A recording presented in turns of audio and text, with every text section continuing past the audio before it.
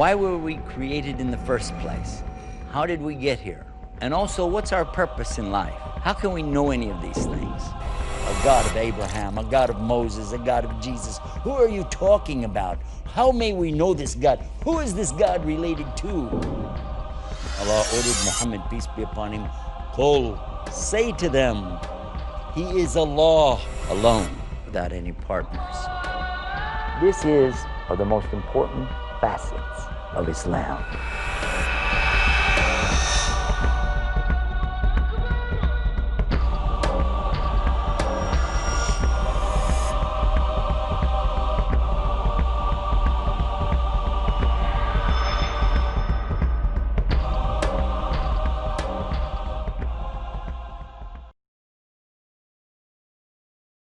Islam, like a precious gem, has many beautiful facets.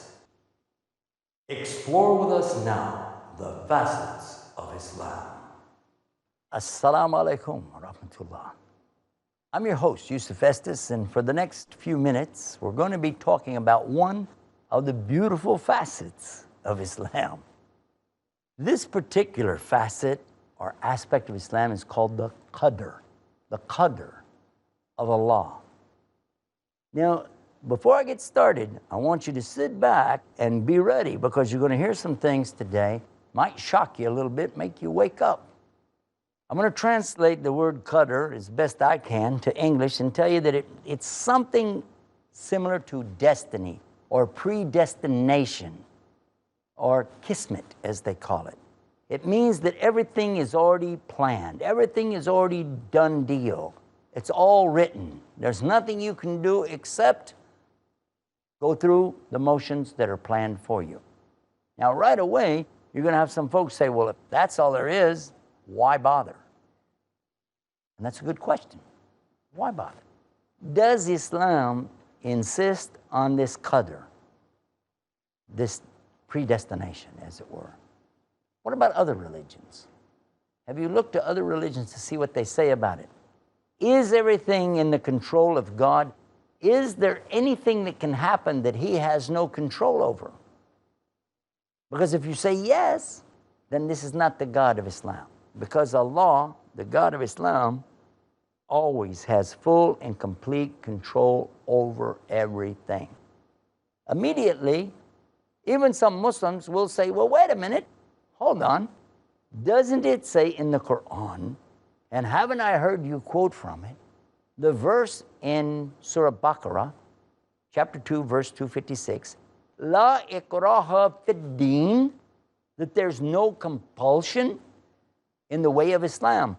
And if that's the case, then how could I be forced by God to do something when you just got through saying I wouldn't be forced? I don't understand.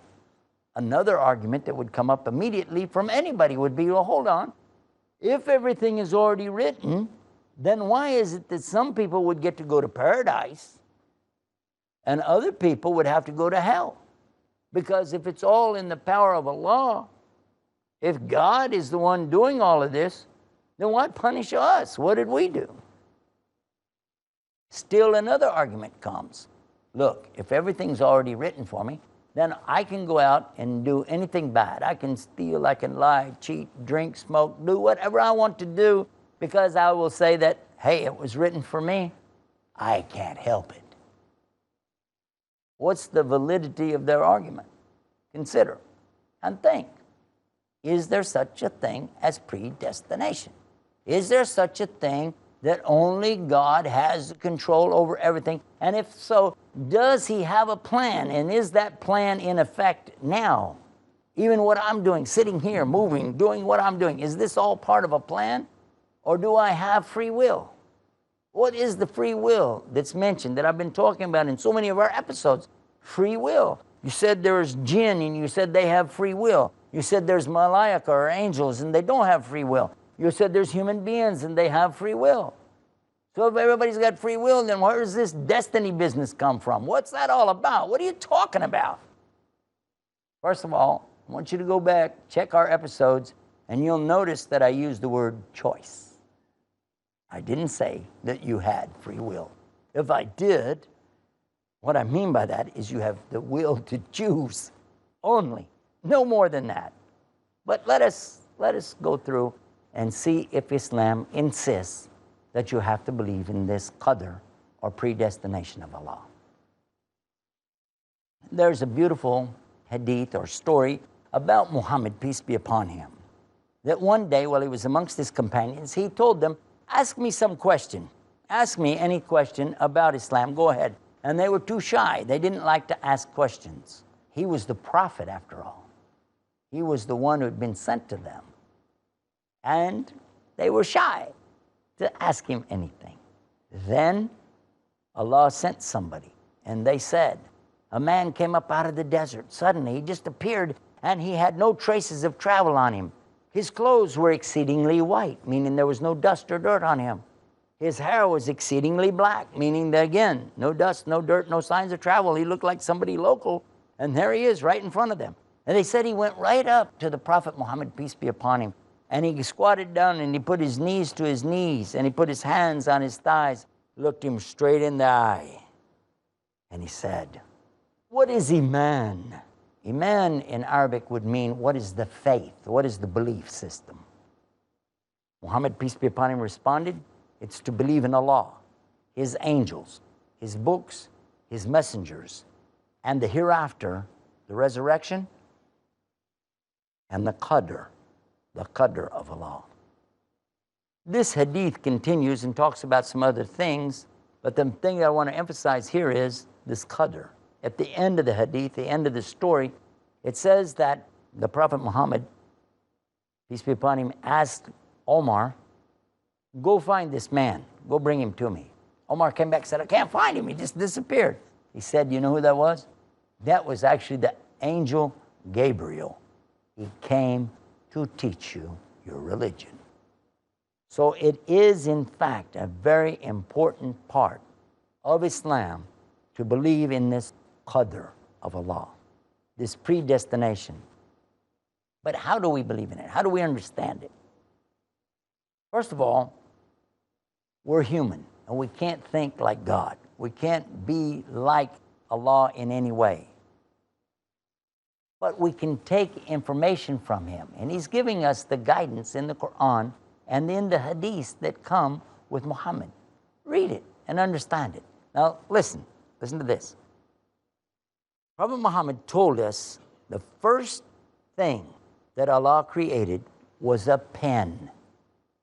And then He ordered the pen to write. And the pen wrote everything that was going to happen. Everything. Then the pen is laid down, the ink is dried, and in this condition, Allah now creates everything. So He never created anything until after it was all written to start with. This is what we know in Islam. Again, though, the person would say, if it's already written, then why go through it? Why do we have to go through this scenario? What's it all about? I don't get it. Again, in the creation of everything that exists, Allah brings things in stages, step by step. He could have created everything all at once. Boom, it's just there. But He didn't, because that's not His way. He has what's called a sunnah, or a way that He does things. Allah has a sunnah. It's called sunnatullah, the way that He does things in stages, step by step by step. He first created the heavens and earth. He told us that. He created everything in 6 periods of time called ayum. We often refer to a day, the period of time of a day. But Yawm, as in Yom Kippur, the Jewish celebrate Yom Kippur, the Day of Atonement. The Muslims also have their days, their Yawm. We have Yawm al-Qiyamah, for instance, which is the day of resurrection when everybody is standing again. But those periods don't necessarily have to be a 24-hour period. They're stages. Allah brought things in stages. And likewise, He brought the human being and gave them stages of development. He tells us about these stages, and then He says He has perfected our way, so that all the human beings and all the jinn together can worship Him the way He wants to be worshipped. without partners, without associates. And that's the message of Islam. And how does that apply to the Qadar, though? Well, all of us, Allah tells us, were inside the backbone of Adam. And He pulled us all out, and He asked us, am I not your Lord?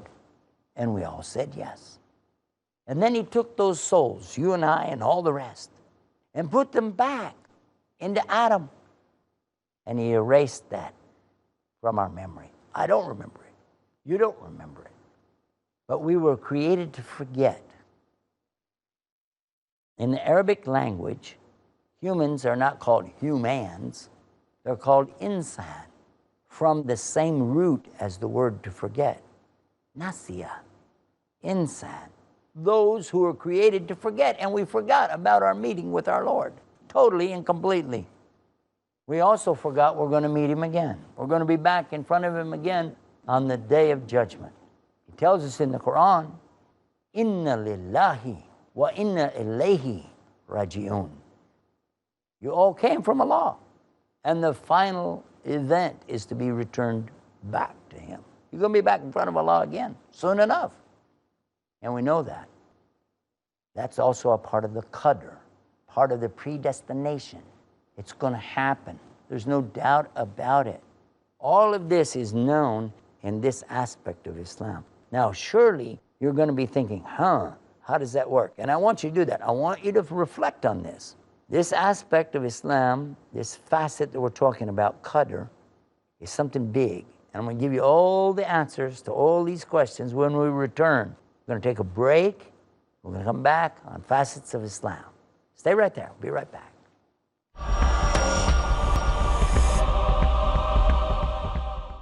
Assalamu alaikum.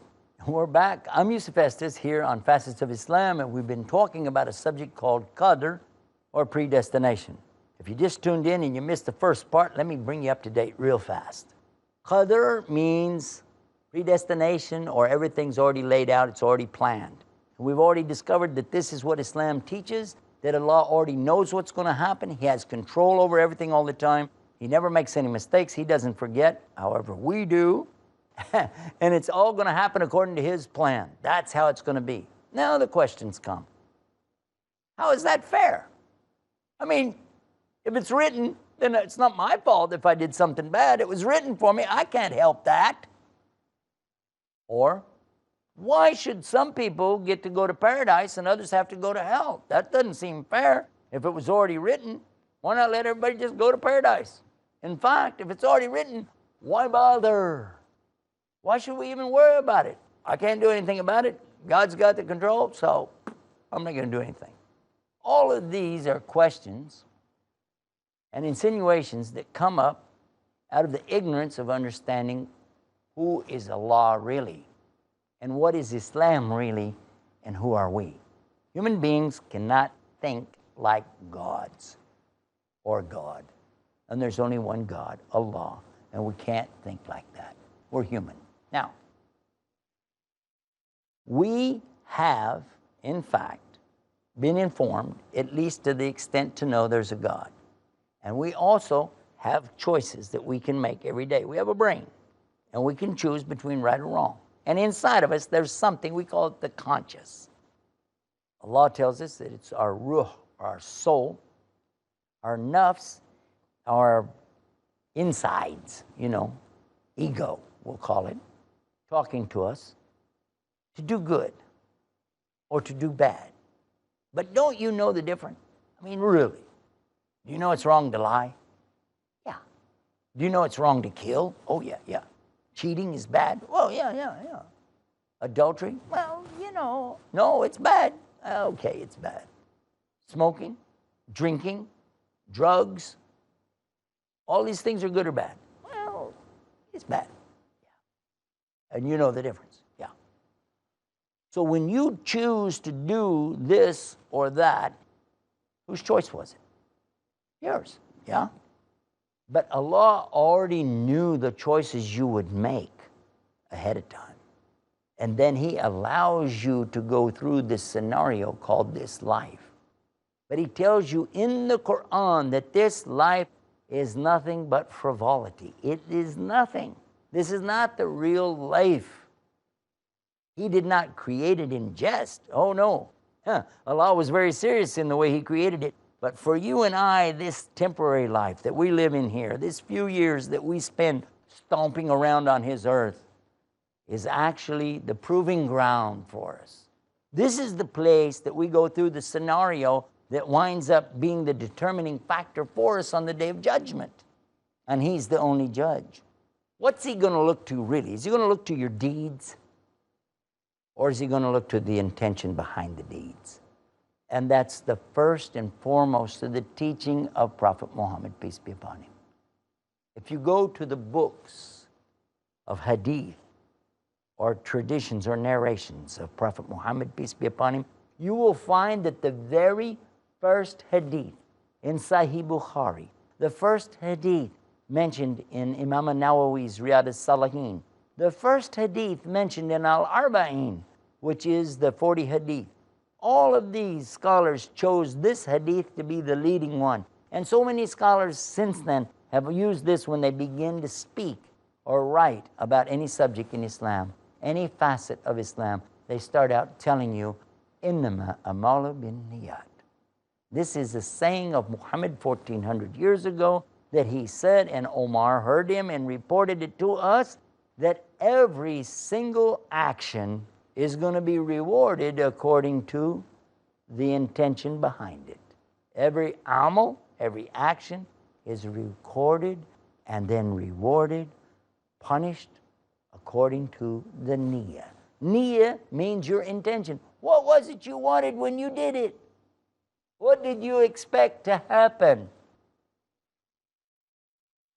So if you accidentally did something, this wouldn't count against you in Islam. But if you intended to do something, of course it would count against you. But to come back to the Qadar, how could I do a bad deed or a good deed and have it accounted or attributed to me if it's already planned, if it's already a part of Allah's destiny? Watch this. The mistake comes from the human being who's sitting there thinking that he has free will. We talk about it, but we don't realize what we're saying. Do you have free will? Do you have free will? And if your answer is yes, I have a question for you. Can you make it rain? And if it's raining, can you make it stop? And if it's dark, can you make the sun come out? I'll go one better. So easy for you. You as a human being, right now, can you make one hair grow out of your face? Go ahead. Go ahead. And if you can't, then where is your free will? You don't really have will. You have choices. You're making choices. It's being offered to you X or Y, and you're choosing. A or B, and you're choosing. 1 or 2, and you're choosing. You're constantly making choices, but you never really have control over the situation. You say, for instance, tomorrow I will go to work and I will take the train.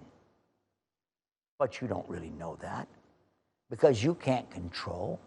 You can't control the train is going to be there on time or the train will even run at all. Maybe it will rain real hard and they'll shut the trains down. That happens. Maybe you won't have a job tomorrow. Somebody calls you from the office, said you got fired, or the company's out of business. Whoa. Or maybe you won't even wake up. Maybe you'll oversleep. You'll sleep all day. Or maybe you won't wake up at all. Maybe you'll die in your sleep tonight. So where's your will? If you have willpower, why don't you just will that you keep on living and you don't die? And you can't do that either, huh? It's only Allah who has will. And His will is what's going to happen. And it's already known to Him. But the key here, now pay attention because this is the key, this is the answer.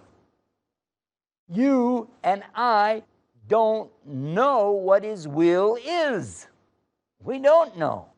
Oh, we have some clues, by the way, of some things, some general picture. as Muslims, we know that for sure those who are believing in him, trying their best, have a good chance to go to paradise. That we know. We know there is a paradise. We know there's a hell. We know there's a day of judgment. But who's going to go? I don't know. And you don't know. Who will go to paradise? And who will go to hell? I don't know. And you don't know. What we know is the kind of person who goes to paradise is a good person who believes, does good works, and repents for their sins. The kind of person that goes to hell is the disbeliever who rejects the proof when it comes to them. He rejects the fact that there really is God, and he refuses to do good deeds. He doesn't even take care of the poorest poor that just need a morsel of food. Yes, these people would be destined to hell. But who are they? I don't know, and you don't know. Because, as Prophet Muhammad, peace be upon him, said, a person can go through the whole life acting so bad, so evil, that he's almost within an arm's length of being in hell, but then what is written for him, his qadar, his destiny, which is written for him, overtakes him, and as a result, he acts like somebody from paradise. When he dies, he goes to the paradise. Then another person he described would be so good in this life, and so kind, and so generous, and so sweet, and so loving, and you'd think, oh my God, this guy is what?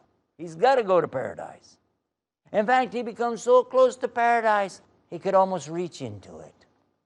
But then what's written for him overtakes him, and he acts like somebody from the hell. And as a result, when he dies, he goes to hell. Now, some people might ask you about that. Now, wait a minute. This guy was acting good, and then God forced him to go to hell. Why? Or this guy was acting so bad, but then God forced him to go to paradise. I don't get it. I still don't see it. Go back and think what I told you to start with. You don't know, I don't know, but you and I have choices. I'm making choices right now to be sitting here talking to you, and you're making choices to sit there and listen. It's a choice. You don't have to listen. I don't have to stay here, but I want to. And you want to know what I'm going to say next, so you stay. It's a choice. And Allah knows when He creates something, already everything about it, its whole nature. And He knows that there are those who will do some good in this life, but they're really evil. And He knows there are those who will do some evil in this life, but they're really good. So what does He do? And we know from the teaching of Islam that Allah punishes some people in this life so they won't have to suffer in the next life.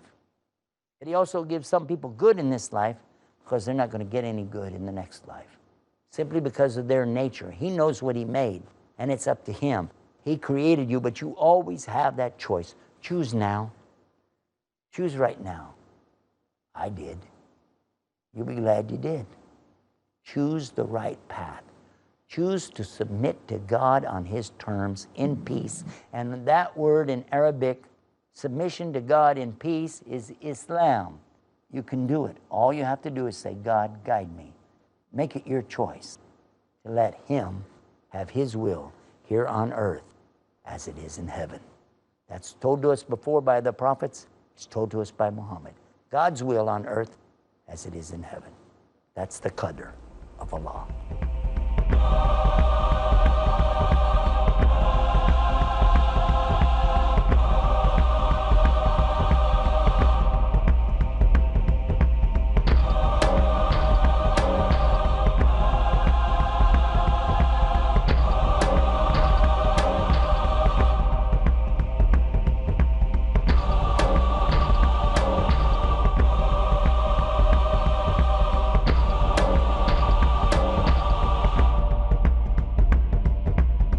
First place.